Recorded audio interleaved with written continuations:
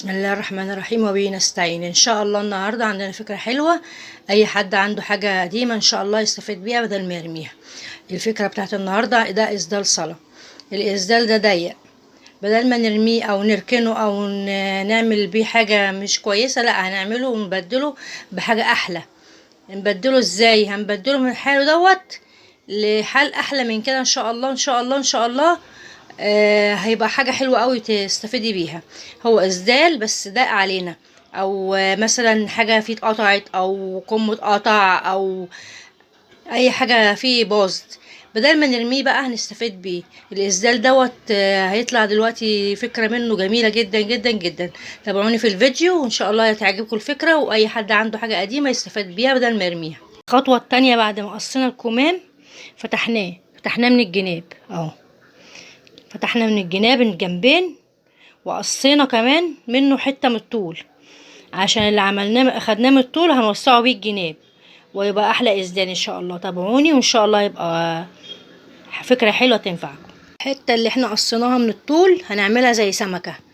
السمكة دي طبعا ناس كتير قوي عارفاها، يعني ايه سمكة. هنقسم القطعة على اتنين كده زي ما احنا عاملينها مثلثين. المثلثين دول هنوصلهم في بعض، هتدينا حته واسعه من تحت وضيقه من فوق، دي اسمها سمكه. واكيد يعني ان شاء الله ان شاء الله خياطين ياما هيبقوا عارفينها.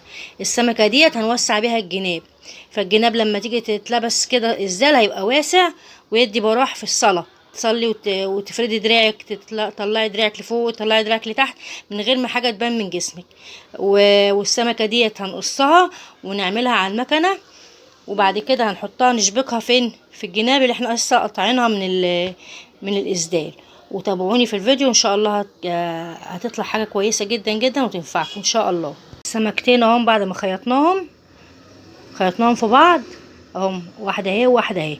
دي هتتحط في جنب ودي هتتحط في جنب ان شاء الله. الجناب ديت لما تتحط فيها هتدي وسع جامد جامد جامد في الاسدال. طبعا هو مش هيبقى اسدال بقى، هيبقى خمار للصلاة. هيبقى واسع وفيه وتعرفي تتحكمي فيه وفي دراعك وانت بتصلي.